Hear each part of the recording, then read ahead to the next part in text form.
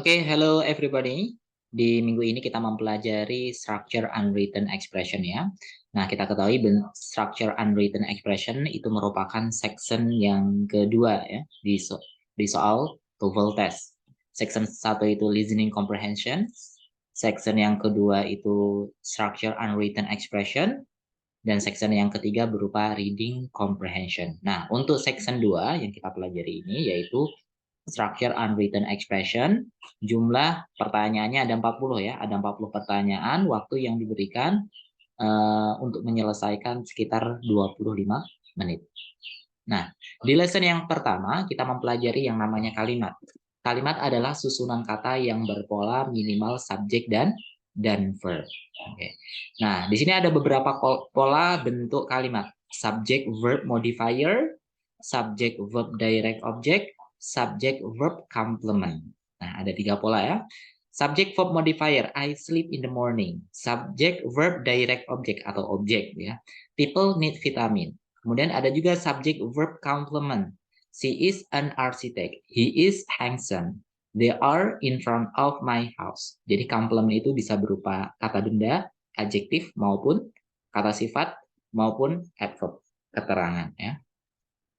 Nah, kalimat harus memiliki satu subjek dan satu kata kerja. Berarti kalimat tersebut salah ketika memiliki lebih dari satu subjek dan satu verb. Atau tidak memiliki subjek dan verb. Berarti salah ya. Jadi kalau kalimat tidak memiliki satu subjek dan satu kata kerja itu salah. Atau tidak memiliki subjek dan verb juga salah. Oke, oleh karena itu kita harus tahu nih jenis-jenis dari subjek dan verb. Berikut jenis-jenis dari subjek. Oke, yang pertama yaitu pronoun atau disebut sebagai kata ganti. Nah, kata ganti yang bisa dijadikan sebagai subjek adalah I, you, we, they, he, she, it. Nah, ini yang bisa difungsikan sebagai subjek. Contoh, they want an expensive car. They-nya ini difungsikan sebagai subjek karena berupa kata ganti, pronoun ya. Yang kedua yaitu noun atau noun phrase. Noun itu kata benda. Noun phrase berarti rangkaian kata yang berupa kata benda ya. An expensive car is mine. Nah, ini berupa noun atau noun phrase ya. Oke, berupa rangkaian kata yang berupa kata benda. Oke. Nah, ini bisa difungsikan sebagai subjek. Yang ketiga yaitu indefinite pronoun. Yaitu kata ganti yang merujuk sesuatu yang tidak jelas. Contoh, apa sesuatu yang tidak jelas itu someone, seseorang. Kan nggak jelas siapa ya. Someone, somebody, something, everyone, everybody, everything, anyone, anybody, anything, no one, nobody, nothing. Oke, contoh, everybody is eating the spicy food. Nah, everybody ini difungsikan sebagai subjek. Oke. Nah, catatan ketika subjek berupa indefinite pronoun ya, someone, somebody, something, everyone, everybody, everything, anyone, anybody, anything, no one, nobody, nothing ini ya. Oke. Maka diikuti oleh singular verb yang tunggal. Berikut contoh yang salah. Everybody are eating the spicy food. Nah, everybody ini kan subjeknya berupa indefinite pronoun, verbnya jamak are. Tidak cocok ya. Seharusnya apa? Seharusnya is. Meskipun everybody itu maknanya jamak ya. Everybody kan artinya semua orang. Tapi harus diikuti oleh verb yang tunggal, yaitu berupa is. Nah, teman-teman juga harus tahu verb yang tunggal itu apa saja dan verb yang jamak itu apa saja. Nah, verb yang tunggal yaitu is ya. Verb yang tunggal nih. Saya tulis lagi ya. Singular verb. Saja nih is ya. Is, kemudian was, has. Oke, verb yang mendapatkan tambahan s atau is. Nah, itu juga verb yang tunggal ya. Oke, studies. Kemudian does juga termasuk ya. Sebenarnya does juga kategori verb s or es ya. Kemudian verb 2 modal itu juga verb 2 dan modal itu netral. Nanti bisa tunggal bisa aja. Kemudian verb yang jamak itu apa saja? Plural verb. Oke, plural verb are ya. Are, were, kemudian have,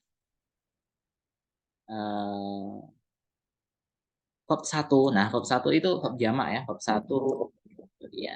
Do. Nah, verb 2 dan modal itu netral ya. Verb 2 modal had. Had termasuk ya. Termasuk verb yang netral ya. Bisa tunggal, bisa aja. Ya.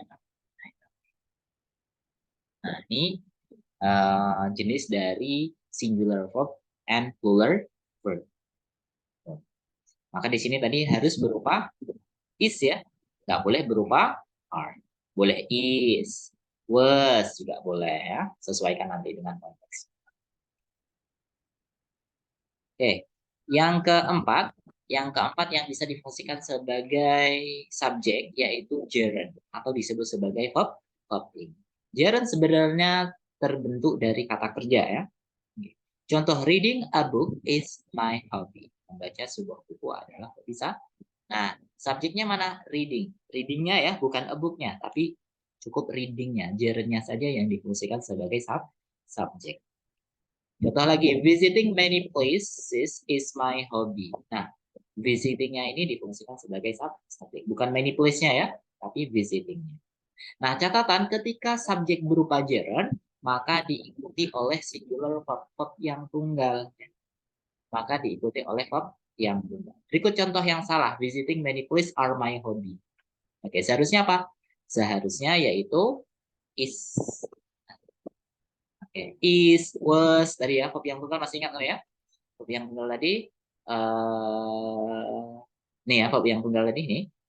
Is, was, has, verb S or es, does, verb 2, modal. Oke, verb yang jamak are, were, have, verb 1, do, verb 2, modal. Tuh. Ya, seharusnya tadi visiting many place is ya. Karena subjeknya yaitu visiting. Terus many place-nya sebagai apa? Nah, yang ditanyakan. Visit many place, kemudian a book, ini sebagai apa? Ini sebagai objek. Objek dari mana? Objek dari gerund.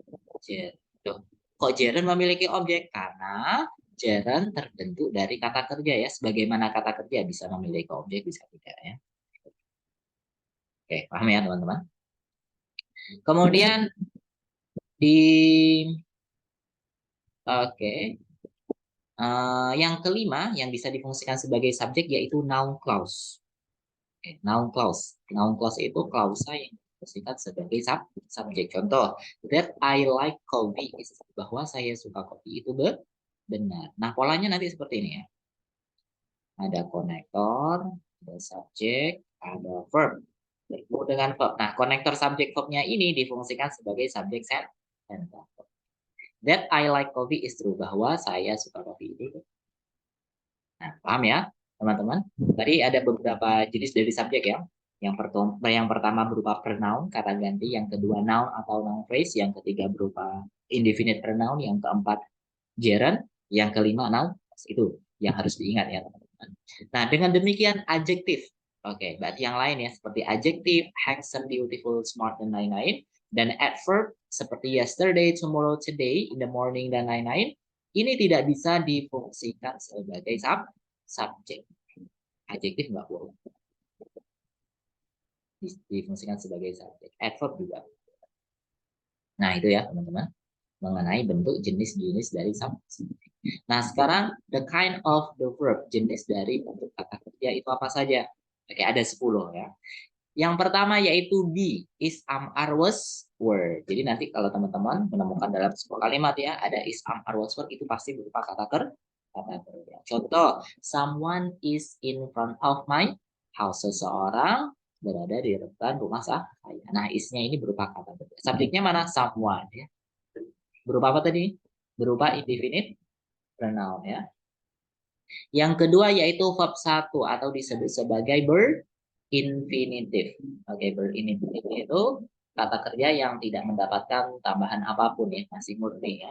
Oke, they visit my house. Visitnya sebagai kata kerja. Subjeknya mana? They, berupa kata ganti. Yang ketiga verb s or es atau disebut sebagai additional infinitive. Contoh, he visits my house. Nah, visitnya sebagai kata kerja. Verbnya mana? I. Kenapa pakai s? Karena verbnya tuh tunggal, he, see, it. Nanti verbnya berupa s. Yang keempat, yang bisa difungsikan sebagai kata kerja yaitu verb 2 atau disebut sebagai past form, bentuk past. Oke, bentuk past kita tahu ada bentuk regular dan irregular. Kalau regular itu kata kerja beraturan yang mendapatkan tambahan D atau ID di akhir. Sedangkan irregular kata kerja yang berubah bentuknya sesuai kamus. Nah, untuk regular, kata kerja yang mendapatkan tambahan D atau ID di akhir ya. Study menjadi studied, love menjadi loved. Oke, contoh Ipin visited his grandfather. Nah, visitednya ini difungsikan sebagai subjek. Sebagai kata kerja. Terus subjeknya mana? Ipin. Kemudian bentuk irregular verb, kata kerja yang berubah bentuknya sesuai kamus ya. Drive menjadi drove, ride menjadi rode ya. Contoh, they drove a car, mereka mengendarai sebuah mobil. Subjeknya berupa drove. Oke, sorry. Kata kerjanya berupa drove. Subjeknya yaitu they. Yang kelima yang bisa difungsikan sebagai kata kerja yaitu is am are was were. Dia is am are was were bertemu dengan verb ing. Contoh, the boy is studying TOEFL. Laki-laki tersebut sedang belajar tuh. Nah, ini ada verb ing. Ada verb ing didahului oleh bentuk be. Is ya, is am are was were, maka disebut sebagai kata kerja. Nah, namun pengecualian nih. Ketika ada verb ing tidak didahului oleh is am are was were ya, ada verb ing tidak didahului oleh is am are was were, maka tidak bisa disebut sebagai verb.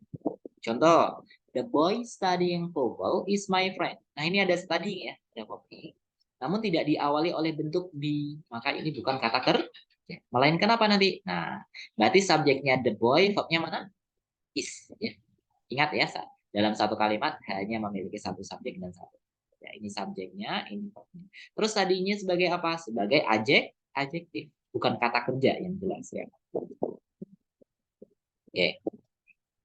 Karena nanti verb ing itu bisa menjadi adjektif, juga bisa menjadi gerund. Ya. Yang keenam, yang bisa difungsikan sebagai kata kerja yaitu verb 3 atau disebut sebagai past participle. Oke. Is, am, are, was, were bertemu dengan verb 3 atau past participle ya. The car is driven by my uncle. Ini ada driven ya, verb 3 diawali oleh bentuk be, is. Maka disebut sebagai kata kerja. Begitu juga ketika diawali oleh have, has, had. Oke.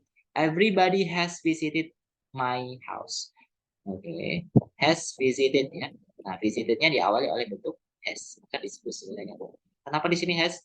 Karena everybody ya. Everybody itu tadi indefinite pronoun yang dimana verbnya harus berupa tunggal. Has. Nah, namun ketika ada verb 3 nih. Ketika ada verb 3 tidak didahului oleh is, am, are, was, were maupun have, has, had, maka tidak bisa disebut sebagai kata kerja. Oke, jadi ketika ada verb 3 tidak diawali oleh bentuk is, am, are, was, were maupun have, has, had, maka itu bukan kata kerja. Contoh, the car driven by my uncle is expensive. Drivennya ini verb 3 ya. Oke, tidak diawali oleh bentuk atau have, maka ini bukan kata kerja. Sehingga subjek dalam kalimat ini yaitu the car, verbnya mana? Is. Drivernya sebagai apa nanti? Sebagai sama verb tadi sebagai adjektif. Oke, yang ketujuh yang bisa disebut sebagai kata kerja yaitu modal. Will, would, shall, should, may, might, must, dan lain-lain. Nah, modal itu harus bertemu dengan verb 1 atau berinfinitif ya. Contoh, I must study TOEFL. Saya harus belajar TOEFL. Nah, ini berupa kata kerja must study. I will be a diligent student. Will be. Will bertemu dengan be. Be ini termasuk verb 1 ya, teman-teman. Be itu verb 1. Kalau been itu verb 3. Kalau being itu verb ing ya. Oke, being itu verb ing, been verb 3, tapi kalau be ini verb 1. Will be ya. I will be a diligent student. Yang ke-8 yang bisa disebut sebagai kata kerja yaitu is, am, are, was, were bertemu dengan to verb 1 atau to infinitive. You are to sit here until the nurse call you. Nah, to sit ya. To verb 1 diawali oleh bentuk be, are. Maka disebut sebagai kata kerja. Oke, kamu harus duduk di sini sampai perawat menang. Have, has, had. bertemu dengan to verb 1. All students have to wear appropriate school uniform. To wear ya, to verb 1 diawali oleh bentuk have, maka disebut sebagai kata kerja. Namun ketika ada to verb 1, oke, ketika ada to verb 1 tidak didahului oleh is, am, are, was, were maupun have, has, had, maka tidak bisa disebut sebagai kata kerja. Contoh I want to study to. Ini ada to study ya, tidak diawali oleh bentuk be, is, am, are, was, were maupun tidak diawali oleh bentuk have, has, had. Maka ini bukan kata kerja. Sehingga kalimat ini subjeknya I, verbnya mana? Want. Oke, to study-nya bukan kata kerja. Oke, yang ke-9 yaitu modal be verb 3 atau verb ing ya. Modal be verb 3 atau verb. Nah, contoh the car must be washed. You must be washing the car. Yang ke-10 yaitu modal have verb 3. You should have celebrated her birthday this month. Should have verb 3. Nah, itu ya teman-teman. Yang bisa disebut sebagai kata kerja ada 10. Oke, saya ulangi lagi ya. Yang pertama ada be, is, am, are, was, were. Yang kedua verb 1 atau disebut sebagai verb infinitive. Yang ketiga verb sa atau is atau disebut sebagai additional infinitive. Yang keempat verb 2, past form baik itu regular maupun irregular. Yang kelima is, am, are, was, were bertemu dengan verb ing ya. Jadi verb ing itu harus diawali oleh bentuk be kalau mau disebut sebagai kata kerja. Verb 3 juga sama, harus diawali oleh bentuk be atau have, has, had. Ya. Oke. Yang ke-7 yaitu modal, bertemu dengan verb 1. Yang ke-8 yaitu is, am, are, was, were, bertemu dengan to verb 1. Oke, atau have, has, had, bertemu dengan to verb 1. Ya. Yang ke-9 modal be verb 3 atau verb ing. Yang ke-10 modal have verb 3. Nah, itu ya jenis-jenis dari kata kerja. Oke, paham ya? Nah, kemudian pastikan kalimat. Nah, setelah kita memahami ya jenis dari subjek, jenis dari kata kerja. Nah, pastikan kalimat harus memiliki satu subjek dan satu kata kerja. Kok kalimat tersebut memiliki lebih dari satu subjek dan satu kata kerja itu salah ya? Atau memiliki dua verb, kemudian dua kata kerja ini salah atau salah satunya. Atau tidak memiliki subjek dan verb juga salah. Nah, untuk jenis dari subjek dan kata kerja sudah dibahas. Nah, sekarang nih ada pembahasan. Bla bla bla was back up for a mile on the freeway. Kira-kira jawaban tepat apa nih? Oke, yaitu C, ya, traffic. Karena diketahui di sini was back berupa kata kerja ya, be verb 3 ya. Be verb 3 termasuk kata kerja. Berarti ini yang dibutuhkan adalah bentuk subjek. Oke. Jadi subjek tadi apa? Masih ingat kan? Subjek itu tadi berupa kata benda, pronoun, noun atau noun phrase ya di sini. Yang ketiga ada gerund, keempat ada individu pronoun, yang kelima ada noun clause ya. Nah, ABCD mana yang memuat bentuk jenis dari subjek yaitu antara C dan D. C kan kata benda. Oke, course juga kata benda sebenarnya ya. Oke, berarti antara C dan D. Kenapa enggak A? A ini yesterday berupa adverb ya. Adverb nggak bisa difungsikan sebagai subjek, nggak boleh. Kemudian in the morning ini juga adverb juga nggak boleh difungsikan sebagai subjek. Berarti antara C dan D. Nah, setelah itu kita lihat was. Was ini verbnya tunggal ya. Oke, ketika subjeknya tunggal, maka verbnya juga harus berupa tunggal. Karena was ini tunggal, maka subjeknya juga berupa tunggal. Sehingga jawaban tepat adalah C ya, traffic. Cars kan jamak. Kalau cars berarti kan seharusnya cars were ya, bukan was. Oke, C ya. Oke. Next, berikutnya ini ada soal lagi, engineers bla bla bla for work on the new space program. Oke. Oke, kira-kira jawabannya tepat apa nih? Yaitu B ya, are needed. Kok are needed? Nah, engineers ya. Engineer ini diketahui berupa subjek ya. Kenapa? Karena berupa kata benda. Oke, kata benda ya nih. Kata benda tadi bisa difungsikan sebagai subjek jamak ya. Oke, jamak ya, engineer ada S. Maka oke di sini harus berupa kata kerja. Oke. Sehingga jawaban tepat adalah be are needed. Be verb 3. Kenapa nggak necessary? Ini berupa kata benda. Kata benda nggak bisa difungsikan sebagai kata kerja ya. Helpfully, jadi ketika nanti ada ketemu vocabulary yang mendapatkan tambahan ly di belakang, itu berupa adverb ya. Nggak boleh juga. Next one juga berupa adverb. Are needed. Next, berikutnya ada contoh lagi, the boy bla bla bla going to movies with a friend. Oke, kira-kira jawaban yang cocok apa nih? Yaitu will be ya.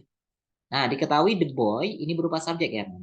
Karena berupa kata benda ya. Going. Nah, hati-hati dengan going.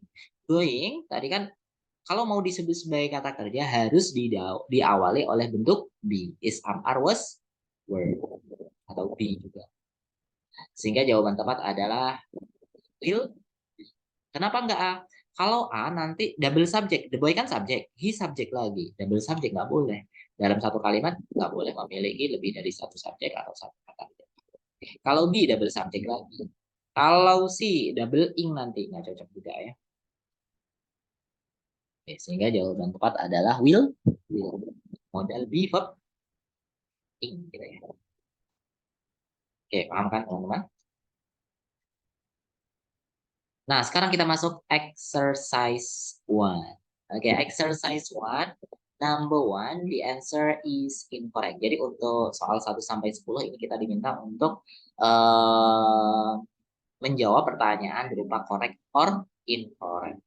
Ini jawaban tepat adalah incorrect. Kenapa nih? Yaitu missing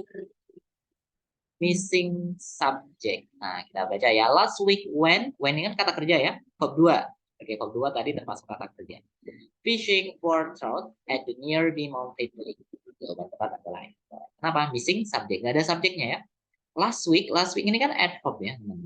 Adverb itu tidak bisa difungsikan sebagai subjek. Seharusnya apa nih? Oke, seharusnya ya berupa subjek di sini sebelum when. I, he, she, terserah. Atau Upin. Oke. Harusnya berupa subjek. Next, number 2, the answer is correct. Okay, a schedule of the day events can be obtained at the front desk. Jawaban tepat adalah correct ya. Karena sudah diketahui subjeknya yaitu berupa schedule, kata benda ya, atau phrase. Verbnya yaitu can be obtain ya. Modal B, verb 3. Nah, ada satu subjek dan satu kata kerja. Oke, itu ya teman-teman. Nah, sekarang teman-teman silahkan kerjakan number 3 to number 10 yang ada di Google Form di bawah ya, teman-teman. Nanti bisa dicek juga pembahasannya setelah teman-teman submit. Oke, saya taruh di nomor 10 ya nanti. Oke, setelah submit saya taruh di soal nomor 10 pembahasan. Oke, teman-teman. Oke, kita ketemu lagi lesson selanjutnya.